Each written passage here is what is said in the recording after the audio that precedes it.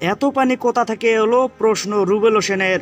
স্মরণকালে ভয়াবহ বন্যার কবলে পড়েছে দেশের বেশ কয়েকটি জেলা। ফেনী, সুনামগঞ্জ, মৌলভীবাজার, হবিগঞ্জ, কুমিল্লা, নোয়াখালী, চট্টগ্রাম, লক্ষ্মীপুর ও খাগড়াছড়ি জেলার কয়েক লাখ মানুষ পানিবন্দী ও বিদ্যুৎ বিচ্ছিন্ন হয়ে পড়েছেন। সামাজিক মাধ্যমে উঠে আসছে পানিতে আটকে পড়াদের আর্তনাদ, জীবন বাঁচাতে আকুতি জানাচ্ছেন তারা। পানিবন্দী মানুষের জন্য হৃদয় কাছে ক্রিকেটারদেরও সবাই এগিয়ে আসার আহ্বান জানাচ্ছেন তারা।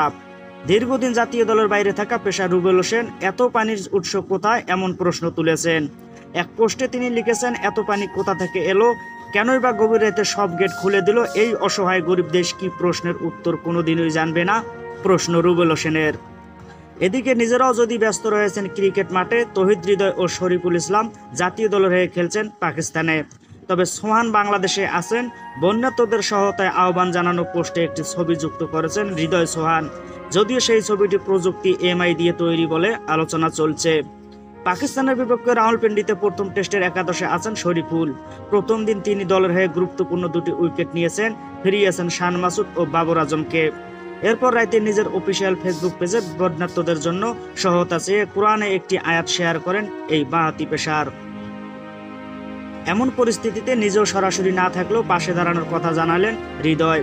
একইভাবে অন্যদের সহযোগিতায় এবং বিপদ কাটিয়ে ওঠার আশা এই টপ অর্ডার ব্যাটারের।